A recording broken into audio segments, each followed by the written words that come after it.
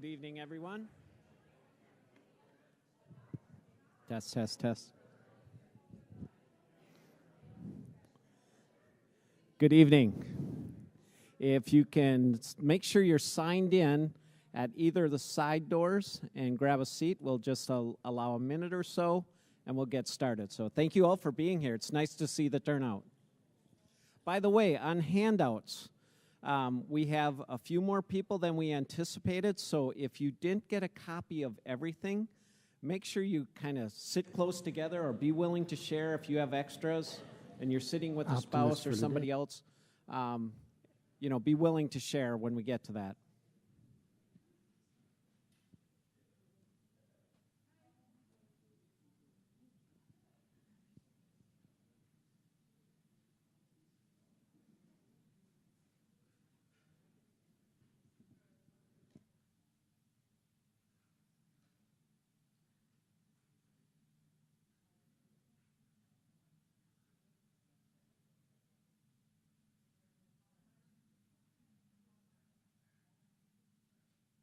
We are going to get started, so I'd like to officially call this meeting to order. Cam Coleman, the board chairman for Peace Lutheran Church, and we'll start with an opening prayer from Pastor Mark. Let's pray. Lord Jesus, thanks for this beautiful day. Thanks for gathering us tonight, for Peace Church, for the ministry that you've been doing in this place, in this congregation, since the early 60s, for all the lives touched by your love, for all those who have been taught and moved to follow you. And I pray that ministry of making disciples will continue. I pray that it'll only be enhanced and get greater momentum in these next months and years. And to that end, I pray that you'll bless this meeting, that decisions that we make on the business side of things mostly, but those decisions will be wise and will further the spiritual side of things as you seek to work in and through us. Bless this time. Send your Holy Spirit. Jesus, in your name. Amen. Thank you, Pastor Mark. So, Kate, if you would put the agenda slide up for a moment. Okay, so we have quite a number of things to cover tonight, just running through a few highlights. We'll start by looking at the minutes from the last meeting, voters meeting from last year. So make sure that's on the top of your stack. Then we'll elect some board members. So you'll want the pictures of all the pretty faces next and review those candidates. We have, of course, the year in review, both from a pastoral and leadership perspective as well as financial. And then the look forward to what's coming next year, both again from pastoral staff planning as well as next year's budget. And we'll be seeking approval for that budget tonight, at which point we'll switch into the Endowment Fund. Chuck Fulch will review the Endowment Fund, its purpose, because not all of us are always familiar with it, review the budget for that, and also some changes to the bylaws. I think I skipped the bylaws for Peace Lutheran. We actually have some changes in the Constitution and bylaws we want to bring forward to you tonight. I think you're all aware of that. That's been published for about a month now. So a very full night. We'll try and move it along as efficiently as we can.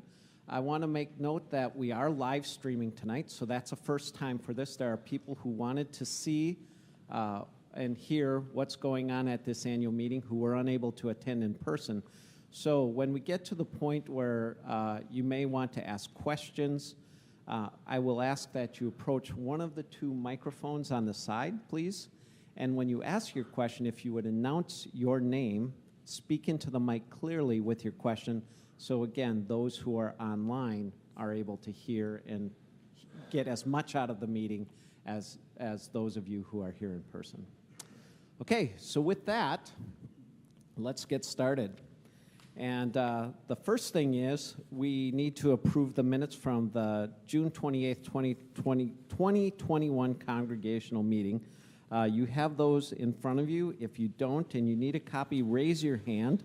And then those who might have a copy that are sitting in proximity, if you could please share. Hands up, please, if you need one. Okay. And look around. If you have somebody in your proximity that still has a hand up, would you please share with them? Any other hands up? Okay, Carolyn still has a hand up back in the corner over here. Can somebody share with Carolyn? Thank you. You okay? Okay. So take a moment to review the minutes. And at this point, I'll entertain a motion to have the minutes from last year's meeting approved. Moved. That was Amy Coleman. A second? Second. Bill Westerland. And actually, I didn't check. We don't have anyone taking notes. Do we? I thought Sue was going to do Dean? that. Dean is taking notes. Thank you. Okay, any discussion, any comments or feedback on the minutes?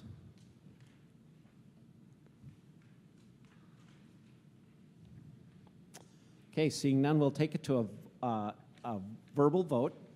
I'll ask in a second, all in favor to say aye. All opposed, say the same. The motion carries. The minutes are approved. So then now flip over to the pretty pictures of the board members who are up for election. So this year, we have 3 positions that are up for election. We need to get a new chair-elect, and we need a treasurer, and we need a deacon at large. So we have a candidate for chair-elect. We have 1 candidate for treasurer, and we have 3 candidates for the deacon at large. I want to point out that for the chair-elect position, in our bylaws, we specifically state that the chair-elect should be existing board member with a year of service.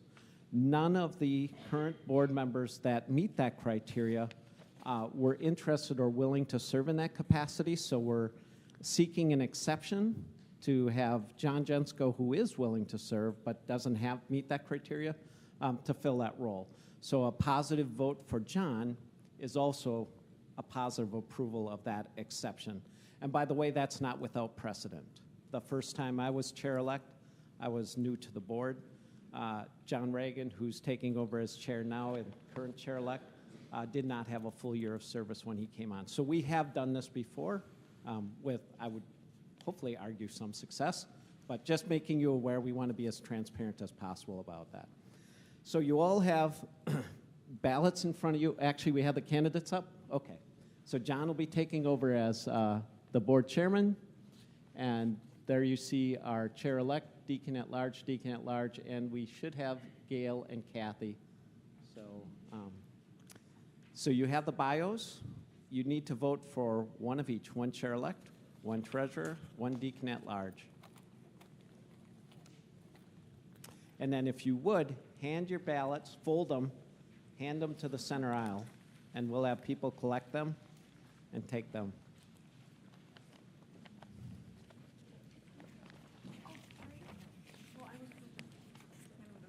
There we go.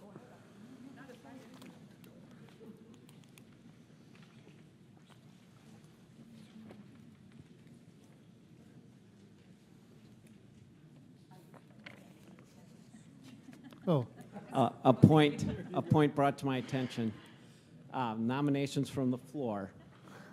And so, I'm sorry, and I'll get to you in just a second. Are there any nominations from the floor for any of these positions? oh, good. Seeing none, please vote for who's on the ballot. And I'll get a mic back there.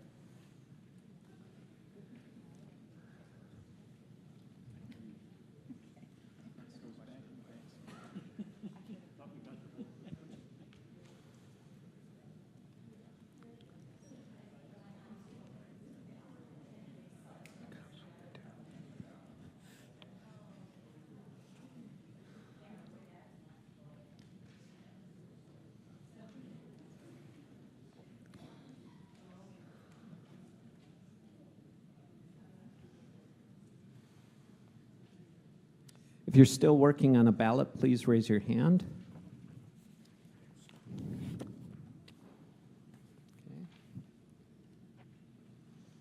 appears they are done. Okay.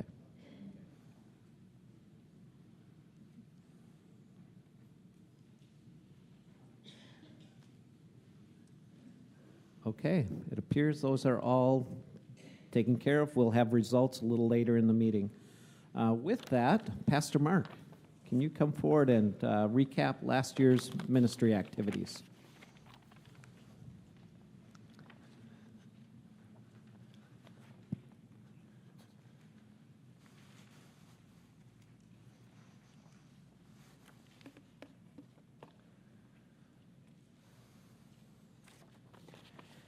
Well, obviously, lots happens here. By the way, apologize for the mask, but some of you probably know my wife Lynette's had COVID.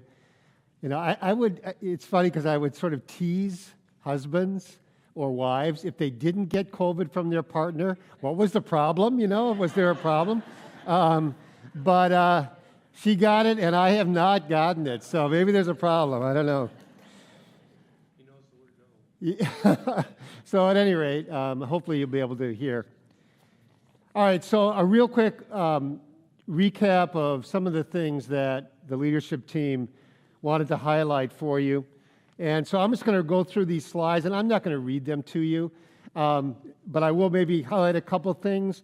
One under adult programming, and probably the biggest deal here, for at least for me, and I know for a small group of us, was the Navigating True North vision, where there was an immense amount of work put in a variety of ways to get this put together. And I think one of the challenges for us is deciding what it is that we really want to communicate to everybody, because there's so much. And we've sort of boiled it down, at least in moving into spring now and early summer, that we would especially emphasize 5 ways that you can grow. And one of those ways that I think will always, at least for the immediate future, be present is do the 5 Bible readings. And we're gonna try to be relentless about providing scripture references and questions so that as a faith community we're engaging with Jesus' word, which is what is transformative finally for us. So that's just one part, though, of what you see here when it says Journey Backpack Resources. And I think within a month or two, we're just going to publish the whole list. But then we're always going to emphasize 5, because that gives 5 different choices. People can go through the list and pick something that they desire. But it's all about our own engagement with Jesus. And then also a real emphasis these days in bringing somebody along with you in that journey. All right, so that's the adult programming. Under age and stage, probably just getting meeting again. And over the course, my sense of over the course of the year, it was just depended on what was going on with COVID. You know, when COVID would surge, attendance would go down, and then as we moved into the spring, I think things seemed to be a little bit more consistent. But just getting back again, you know, it's been good. And we try to put the emphasis on to the degree that parents were comfortable having kids in person. That wasn't always the case. Me and a couple old guys, what did I call us? Bill, what did I call us? Oh, he left the room to count votes. Anyway, we were the grandpa's group. You know, there were 3 of us leading, and there was one young man who didn't attend the whole year other than online. But he never came in person because his mom just wasn't comfortable with that. So we're still dealing with the impact of COVID on this stuff. And other than just getting meeting again, we brought Allie into, absolutely. All right, missions. A number of things carried on just as they did pre-COVID and pre-split. Couple of things. One thing I just wanted to mention, though, because I don't think folks are always aware of the number of ministries that we support. So as of the end of May, we'd given out $130,000. And that involves, there's 3 groups. We decided to group ministries in 3 categories. One is those local ministries that share Jesus. So an example of that would be FCA. We help to support one of the Eau Claire staff members for Fellowship of Christian Athletes. Another one would be InterVarsity, which is an on-campus group at UWEC.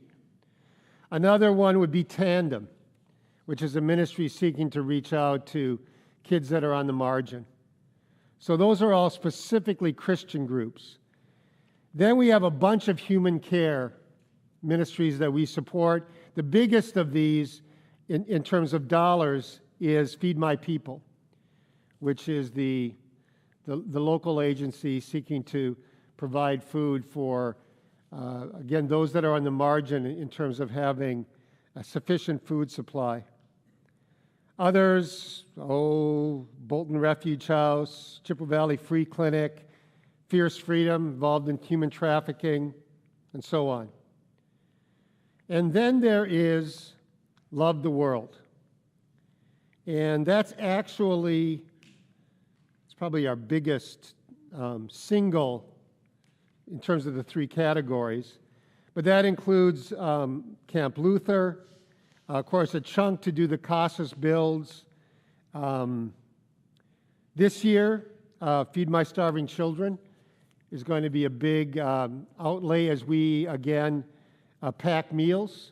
So that'll happen in, is it October, I believe?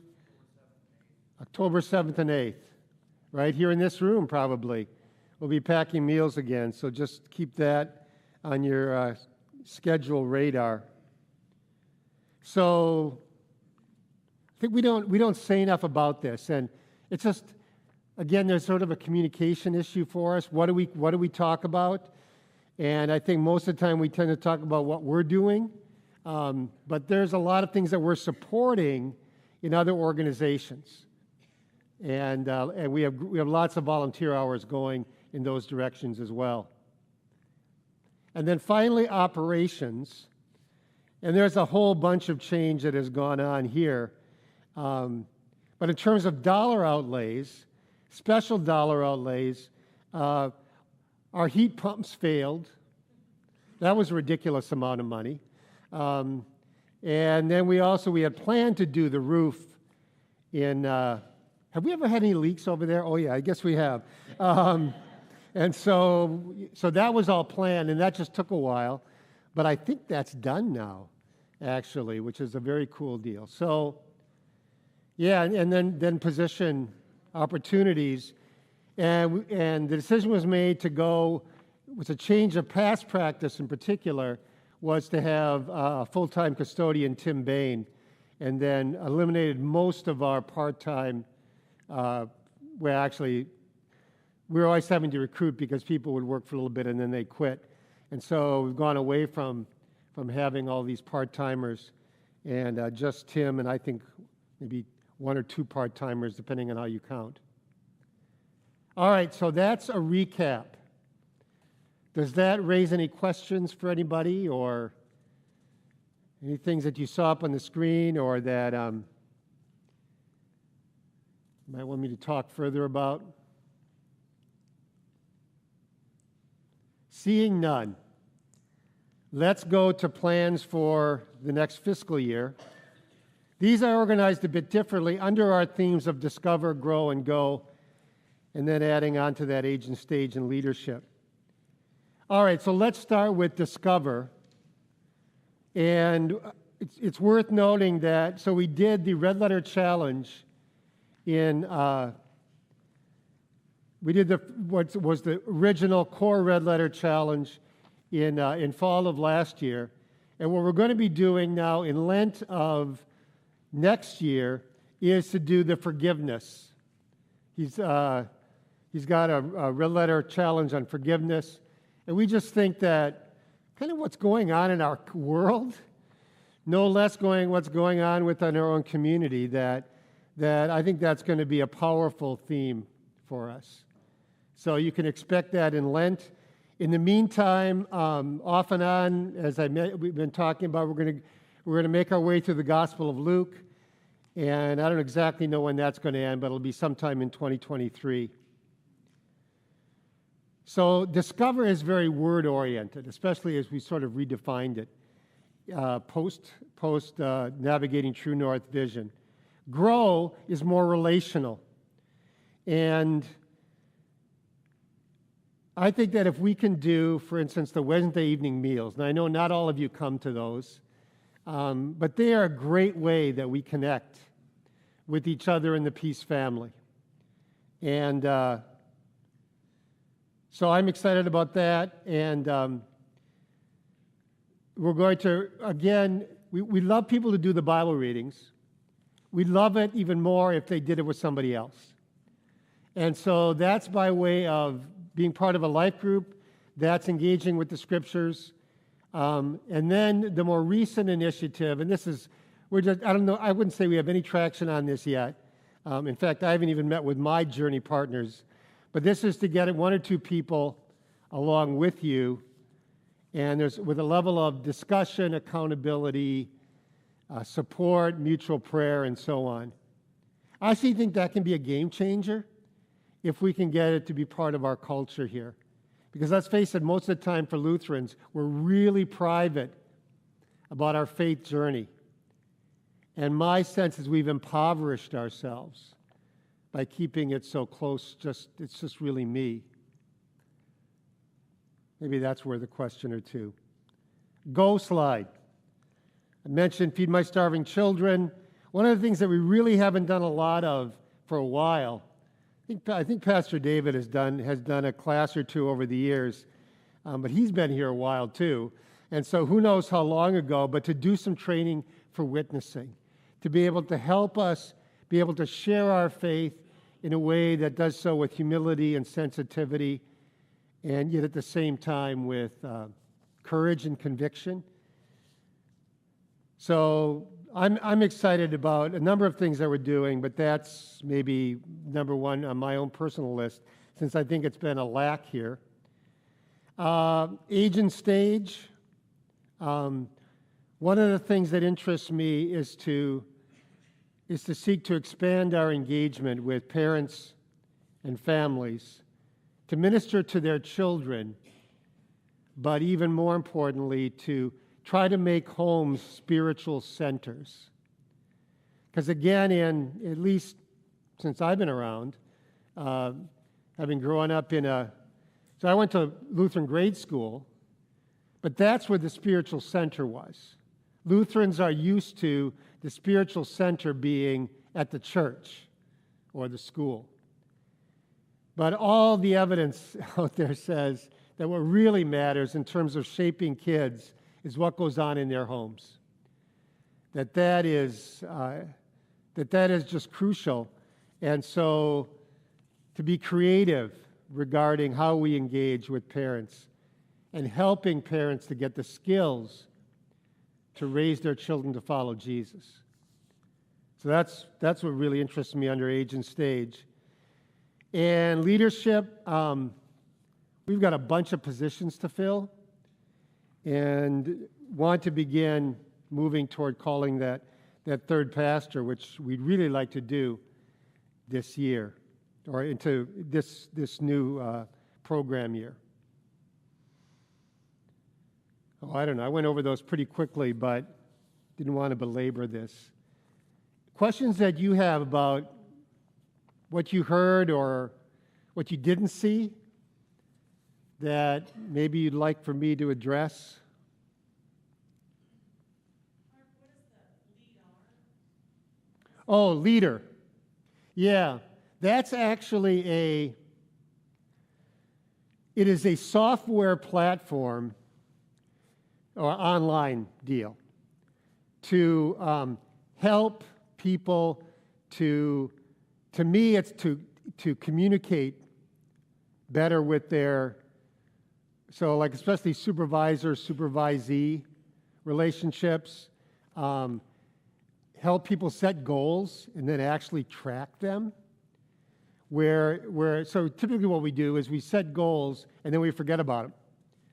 Or at least from the staff person, the person sort of feels like they're out there by themselves. And nobody talks about them. Nobody, how's this going? What are the barriers? How can we help you move toward that? Those kinds of conversations have not been had frequently enough in my mind. And I'm one of the worst deals because I sort of get caught up in my own world, and so I'm doing my thing, but I'm not necessarily doing a very good job of helping others, especially those who are my direct reports. So this is a platform to have that sort of communication and hopefully mutual accountability. Also, the call process for the pastor, what is our goal? What's our, what started, what would be our goal to?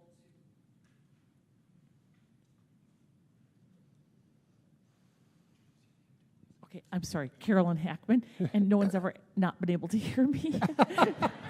Just saying. Oh, we're online. Oh, yeah, that. Okay. So I'm just curious, just talk a little bit more about that process, if it means, what would be our goal time-wise to have a third pastor in place? What would be their responsibilities? What is the grooming process, et cetera? Yeah, that's a really good question, and I think some of it's, my easiest way to respond to that is, we don't know. So there's a lot of work and thinking that needs to be done. Here's one of the issues, and I think I can just share this because this is just a reality, is that if you want to look at somebody, a pastor with a little bit of experience, but you want them to be younger, which you really like, that becomes really challenging because there just aren't a lot of pastors that, let's put some age range from, let's say, 30 to 45. We just have, the seminary classes have been pretty small. There's a large number of vacancies. And so we don't anticipate that targeting this that this will be easy. But I think we're going to need to get a position description. I suspect that missions will be part of the part of the portfolio. I'm also interested in at least pursuing the possibility of that we might serve another church here in the area, because we have all these vacancies right now, and part of me feels a bit guilty of saying, well, let's get another pastor here, and then these other congregations continue to languish, and so. I haven't talked to Dwayne Lewick, our district president, yet on it. Need to do that. Is this even something that would be considered? But I could see some sharing of clergy, because especially on weekends, we would have capability of serving elsewhere as well as here. So all of those things have to be answered in order for us to know who is it that we want to call. And then, if we could my goal would be that we might be able to issue a call by January or February at the latest. Maybe that's more than you wanted to know. So those things are lots of things to be considered there. Other questions or comments?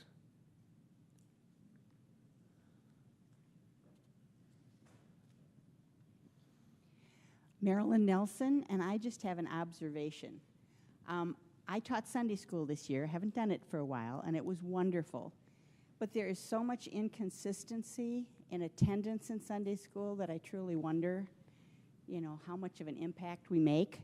Sometimes I had one child in class, sometimes we had 3. There were so many different children coming at different times that I had a hard time remembering their names because I didn't see them. So one of my things that's dear to my heart is let's love our kids. We see them going by, we don't say hello, we don't smile, we don't make them feel, I don't think, like they're part of our congregation. And so that has just kind of troubled me. We've got great curriculum and we've got good teachers who are very faithful and stuff, but we're losing our kids. Yeah.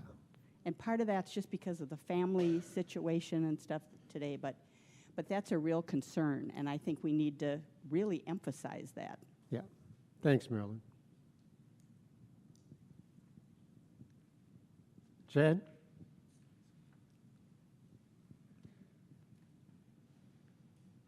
Jan Steiner. I'm like Carolyn. Usually I don't need a mic. I know that it isn't terribly relevant, but it is a curiosity item, and that is attendance.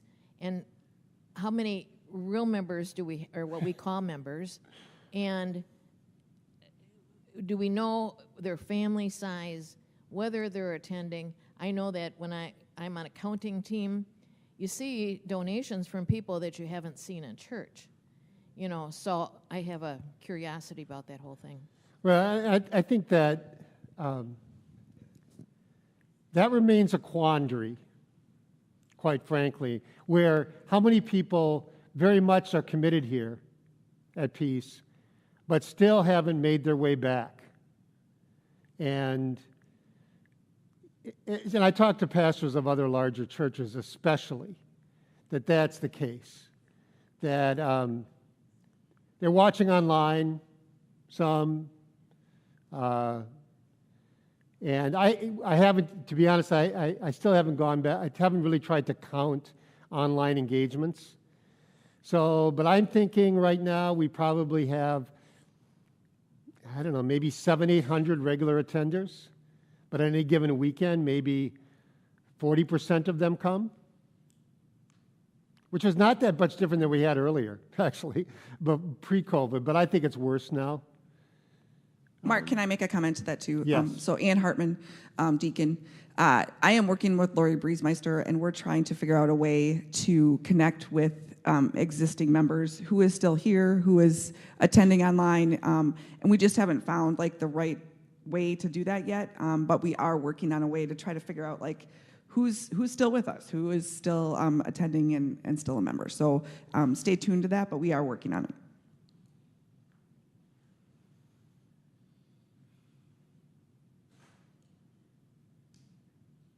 I think I'm good, Cam. Right. Thank you, Mark.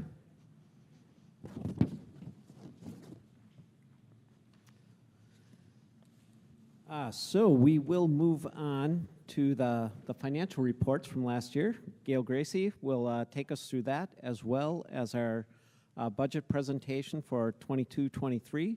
And of course, that will be one of the voting items on the approval for that budget. So, Gail.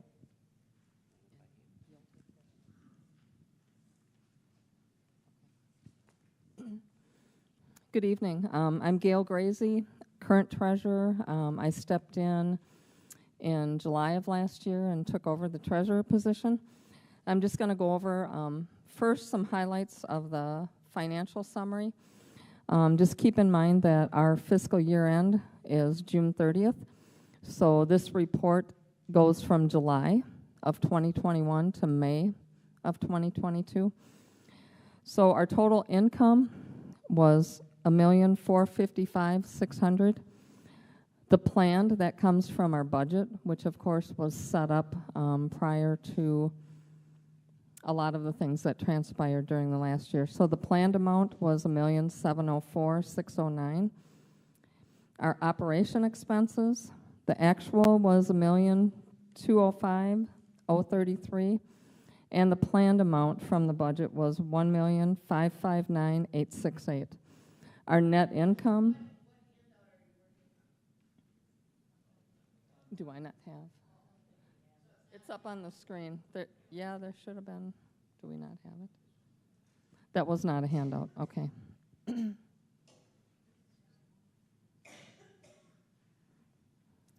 Okay, I apologize. I thought it was a handout. It's coming right up off the screen. You do have the detailed backup. Probably was what was out in the lobby. So our net income through the end of May is $88,002. The planned net income was $520. So we are doing very well compared to what we thought could happen. Other items, our remaining mortgage as of the end of May was $577,000. And then the net change in cash from the start of the year was $3,756, a decrease. So on to the next slide. I guess, did anybody have any questions about that?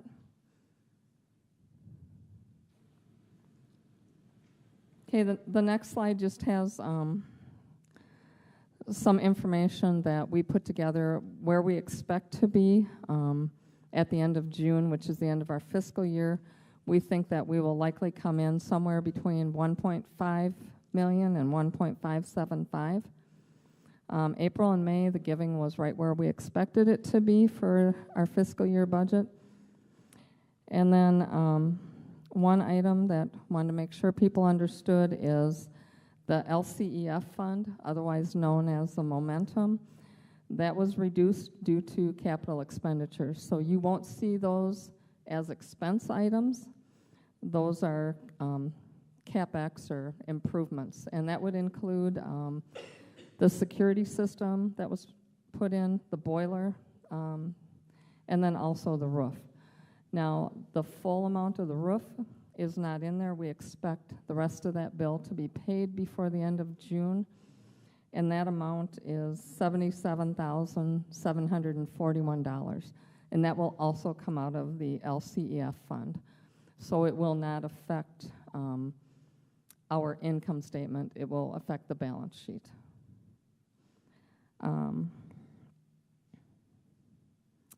So I think, is there any questions in regards to the financial summary? Does anybody have any questions?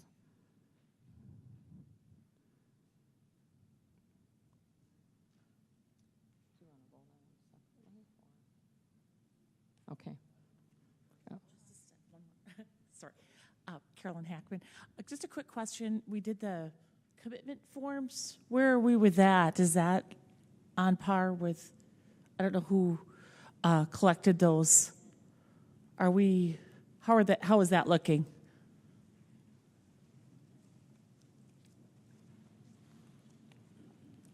So I have to I didn't have that in front of me.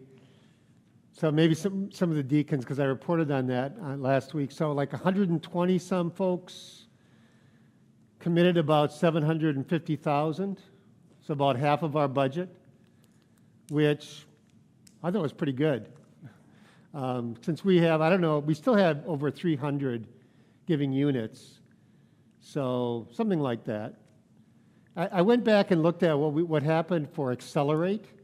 For those of you that remember the Accelerate initiative, where we put a lot of energy into it, I think we still even have half of our givers pledge.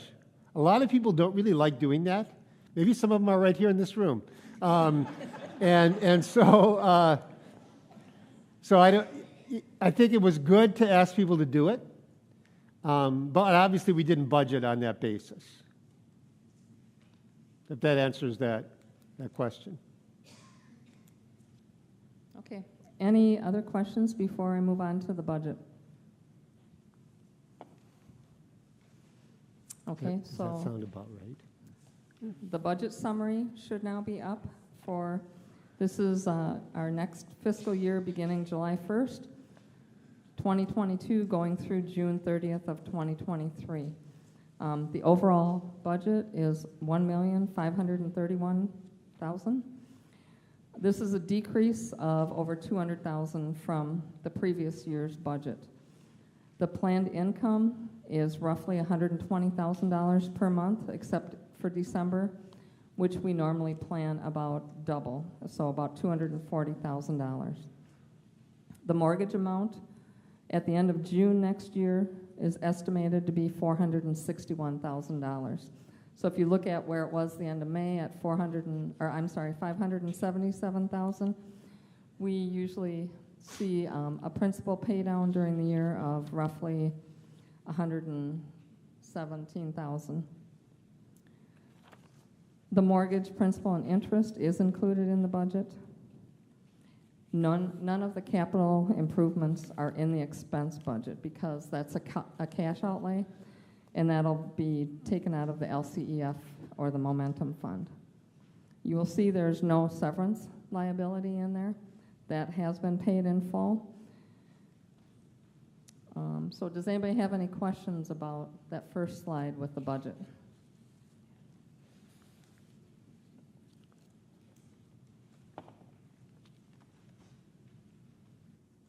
Okay, we'll move. I'm not going to ask a question, but the question was raised offline. So you won't see all the salaries of anybody else except for the pastors. And the reason for that is it was felt that creates conflict. Is that a fair assessment among staff? But the question was raised, then who are we paying? Who are these people? Okay, so like for this year, the budgeted staff positions, other than the pastors, would be Lynette in Word Ministry, and she's going down to just over half-time. A new director of worship ministry, that's budgeted full-time. Allie Parkhurst, our director of youth ministry, full-time. We budgeted a director of children's ministry, children and family ministry, that's full-time. Marley's is director of midweek. She'll continue to be the interim director of children and family until we get someone. But Marley is just under half-time budgeted for the entire year. There's a very part-time director of childcare, and then some money for childcare providers. We budgeted interns for the youth ministry. Also, that what falls under there are our organists and worship leaders in both spaces. And then also, we pay some of our techs. So that's what really falls under the program side. And then under the operations side, full-time director of operations, part-time assistants for, in this case, it's Terry Gilbertson. Full-time director of tech and communications, that's Kristen. Executive assistant is Sue Gums. Accounting assistant, Kathy Foster. And then we had Jody had been serving as our operations assistant. We decided to turn that into a half-time administrative assistant role. She declined that position, so we're looking for that. That's a half-time position. And I think that's it. So the answer to the question, who are all these other people we're paying for? That's the list.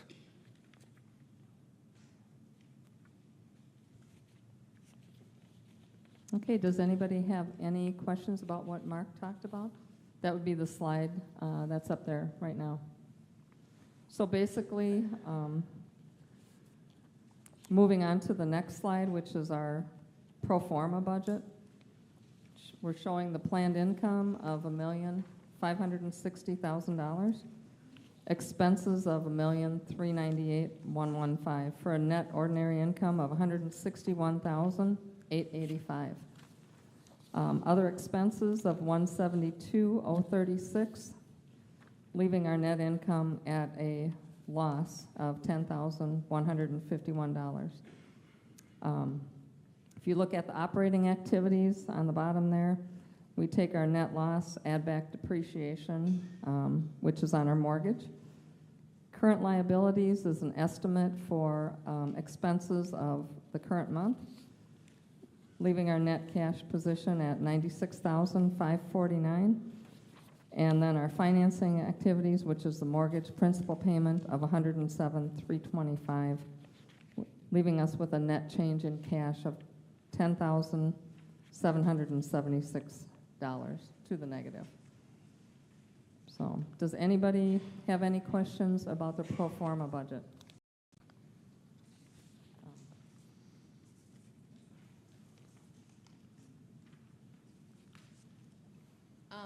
My question, first of all, would be how much money is in the LCEF? Let me just take a look here. you referred to that, but So, I couldn't see anything that said what was in there. yep, that is in our detailed, so as of the end of May, the balance in that account was $530,000, $515. Okay.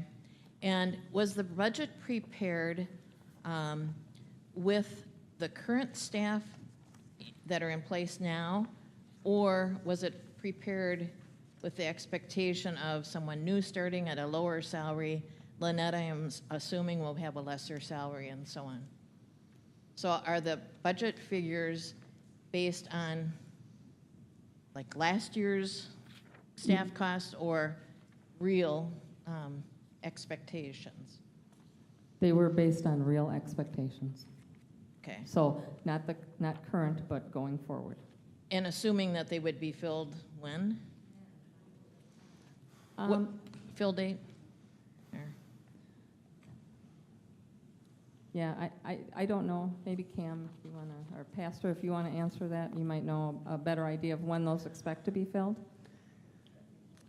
Yeah, that's a good question.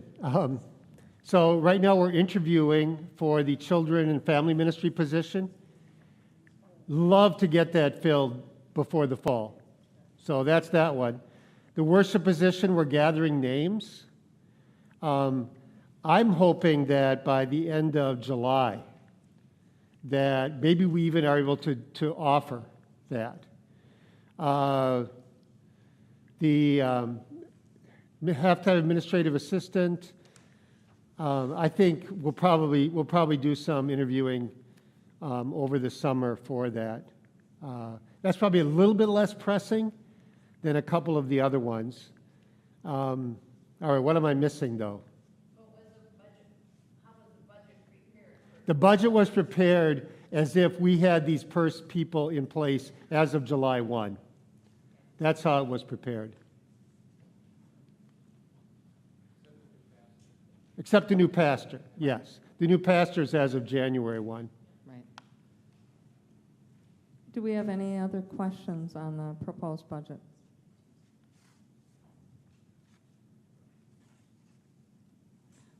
One comment that I did want to make, when we're talking about the LCEF fund and the momentum funds, I know most people probably are wondering, what the breakdown was on some of those expenses.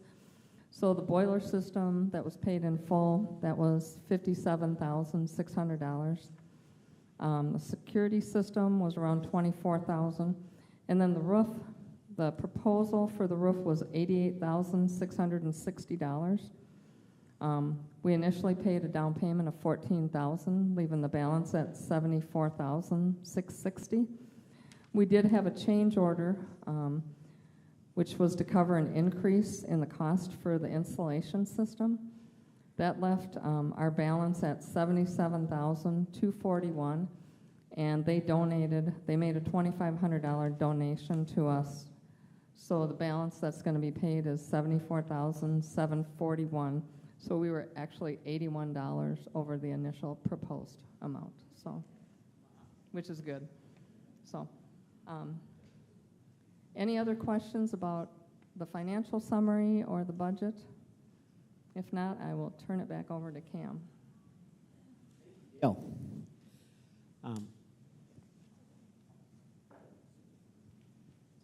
Awesome. So at this point, then, I will entertain a motion to approve the budget as prepared.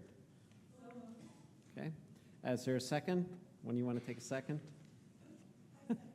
Okay, thank you. Any further discussion on the budget? Okay, all in favor, please say aye. Aye. Opposed, say the same. The motion carries. Thank you. Thank you, Gail. Nicely done.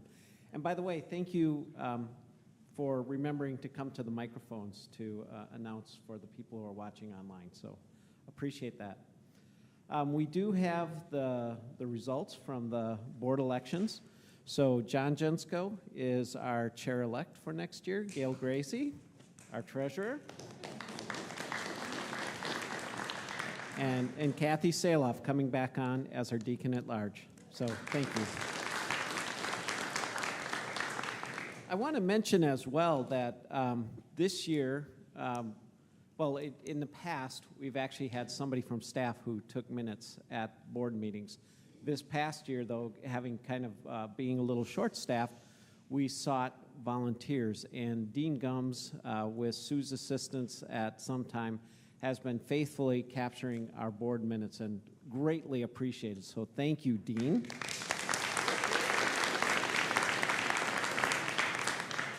And for anyone who's interested in doing that, the board meetings are always open to everyone.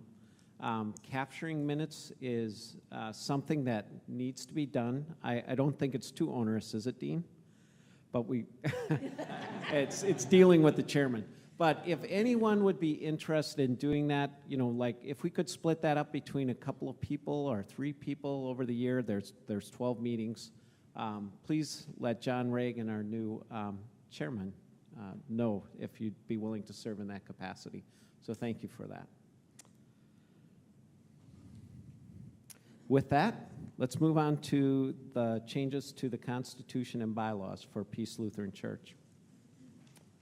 Okay, so we did have the bylaws published online and the Constitution published online. With the main changes, we also had an information session that I hope you were able to attend or at least had taken time to look through the bylaws.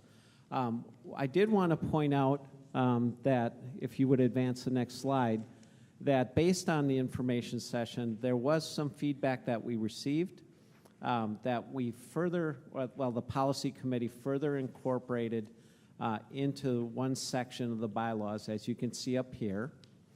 And so you can see the new language we're asking just in that specific section. So everything else is the same as been published on the website, but the board voted last week that we should take the feedback from the congregants who are in attendance at the information session and make a further clarification enhancement in this Article 7, Section A, Point 7, just to kind of limit the amount of money that can be spent without some congregational approval, make it a little bit more specific.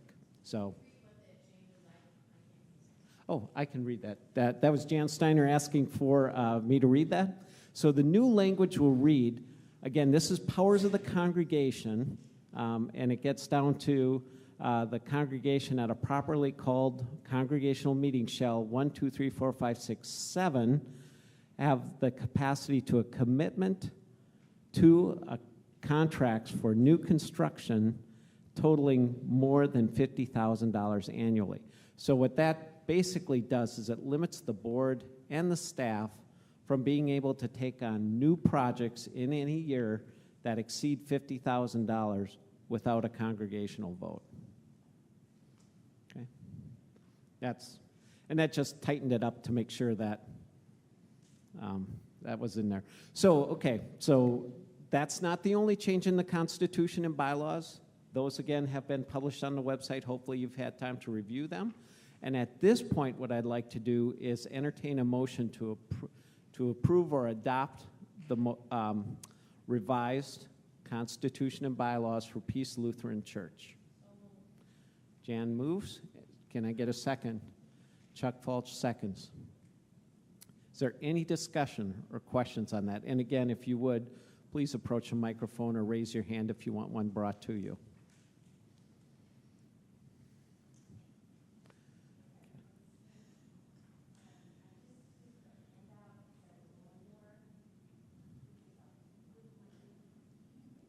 Kathy, yeah, please.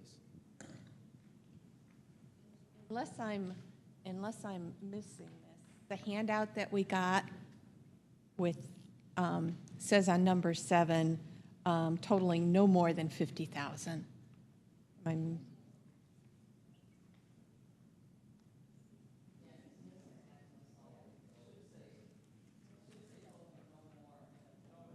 Okay, so correction to the slide, it should say no more than $50,000. What's in the handout is correct. Thank you for catching that, Kathy.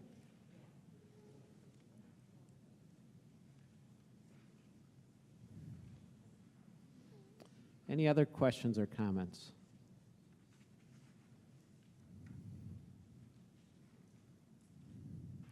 Let's put it to a vote.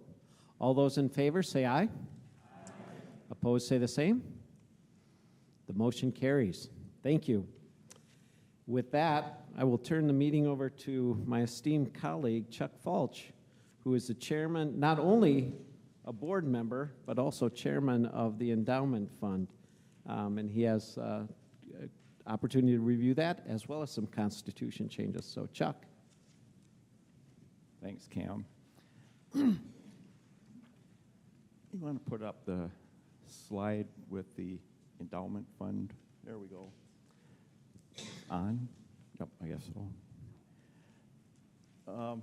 Just a little bit on the Endowment Fund. It's established about 25 years ago to receive gifts, to support the ministry of Peace Lutheran Church. The fund is restricted to making grants of funds other than earnings from the fund until it has a balance of $500,000.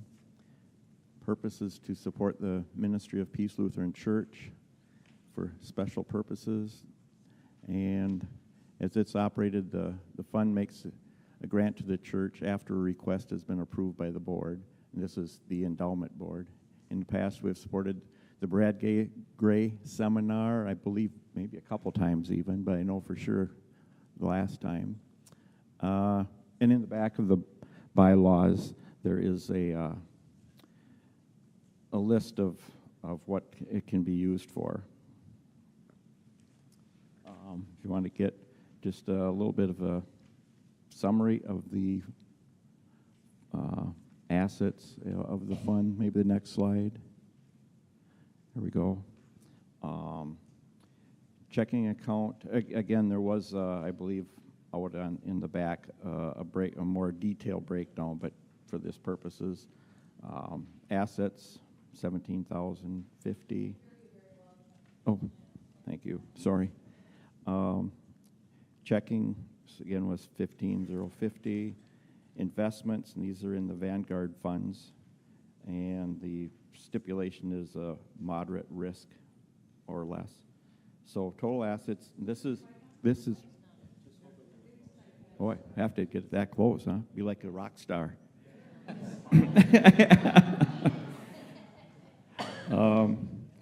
So total assets, this again was December 31st. That's the reporting that we've done for that. I'm sure as of the end of June when it comes up, this number will have changed some, as we all know what the market's been doing. But at the end of December, it was 388, so we're still a little ways away from the 500,000. And of those funds, some of them are unrestricted, 151,560, and the restricted balance is 237,200. As funds are given to this fund, they stay in the restricted. These would be the donations that have been made to the fund. Unrestricted here, primarily, I would guess, is the earnings that have come over the years, and maybe if some, I don't know for sure. I haven't been the chairman that long, but maybe some people just donated it as unrestricted. But I think that is only the earnings, and this money could be given out of there. But the idea is to build the fund up so the earnings will be able to make a difference for the church. So just a couple highlights. There's no liabilities at this time. Equity is roughly 61% restricted, 39% unrestricted. Just during the past year, it was only $1,060, and that was contributed to this fund. Primarily, that has been memorials for people whose funerals were here, or maybe some special occasion, but that's the primary is from funerals, or I'm sure that's all it was for this past year. There have been donations of insurance or life insurance or that type of thing with some planned giving. During 2021, the fund did not pay out any scholarships or have any other expenses. So during the past year, the increase in the fund was 51,516. There again, a lot of that's going to be the market, the stock market as of the end of the year. So now maybe the next screen. Oh, yes. Any questions on that? Seeing none. The next slide would be, we need to have a new set of, or updated bylaws to this fund as well, or to this account. Just kind of a high level of this. Again, it was some of the language we kind of went through, and thanks Bruce a whole bunch for your efforts on that. We updated language to make it more uniform throughout. One of the big things, or I guess probably the main thing for getting going on this, was to follow, or I guess satisfy the auditor after the last audit. They wanted the board to be majority of voting members of the Board of Deacons. So we've revised that so that the requirement will be that the board will have to, at least consist of a majority being on the Board of Deacons of Peace as well.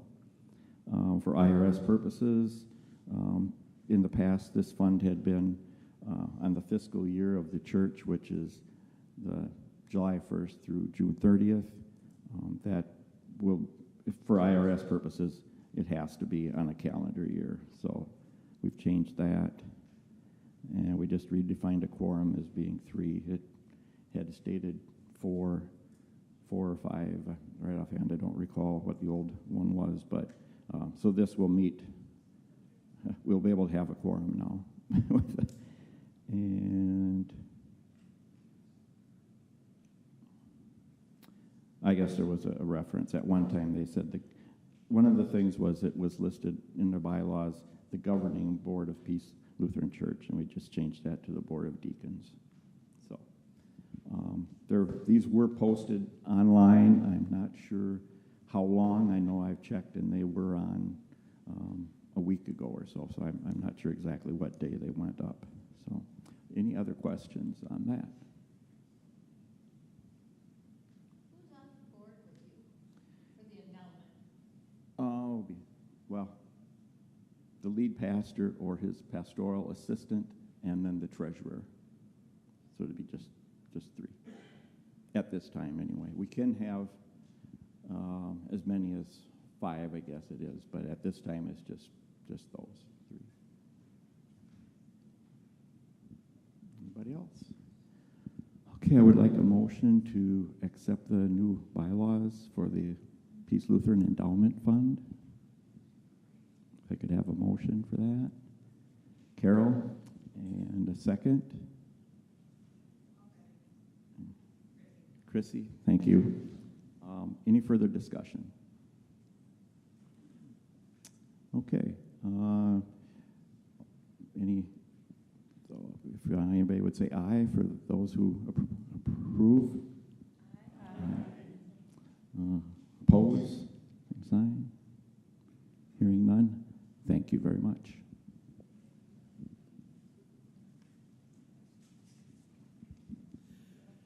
Thank you, Chuck. You guys have been awesome. We are just over an hour into the meeting, and I'm actually going to hand this over at this point to our, what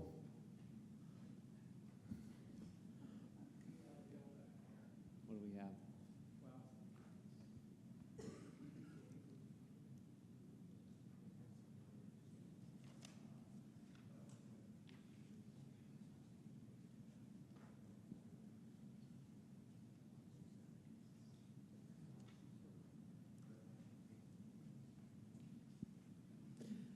It's good to have a policy committee.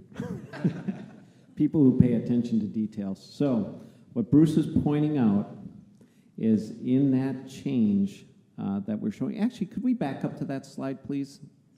Thank you. it actually is accurate on the slide and not in the written policy. Okay, so this points out that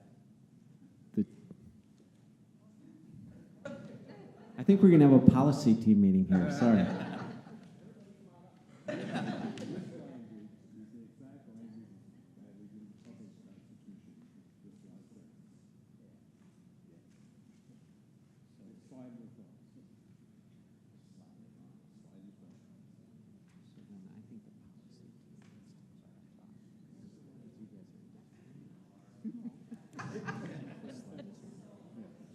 Give us a minute, talk amongst yourselves.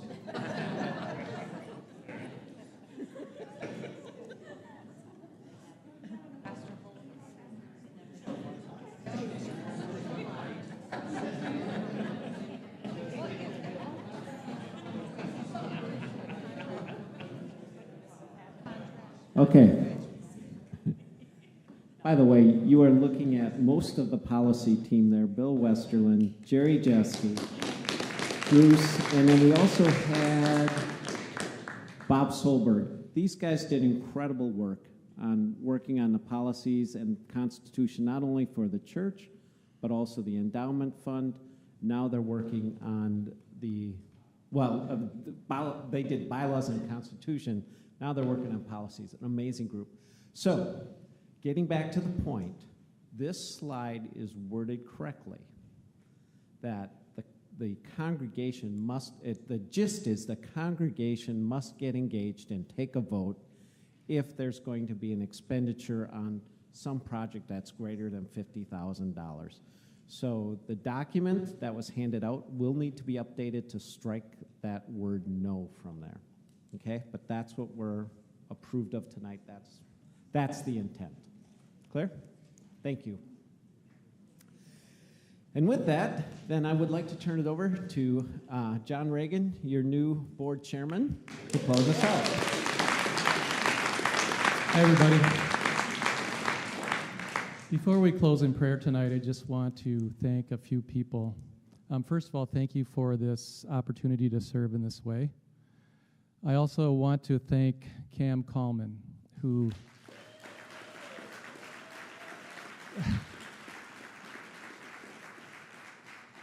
Cam came out of board retirement to help us when we really needed it, and he is an amazing guy. We are really going to miss him, and I just thank you for your service. You're a true servant.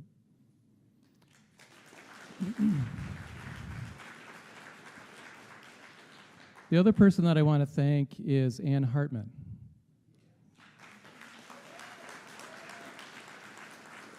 I don't think that we celebrated you enough for what you did last year. You got us through a tough time, got us to CAM, so I wanted to thank you so much for what you did.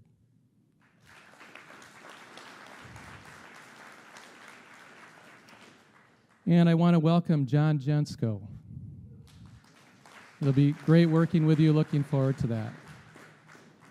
So we'll wrap up in prayer, and in my head, I have my advice to my wife, Betsy, that says, keep it short, Betsy. So that's what I plan to do. Please join me in prayer. Lord, you are an awesome God. You are here tonight. You have provided so many blessings for us. I am so thankful for this peace body and the facilities you have blessed us with. I want to pray for this upcoming year that Mark and David continue their passionate teaching and leadership. I pray for the board that we are able to listen and provide the leadership that is needed. Most of all, I pray that we focus on you, that we love you, love each other, and love our Eau Claire community. In Jesus' name we pray. Amen.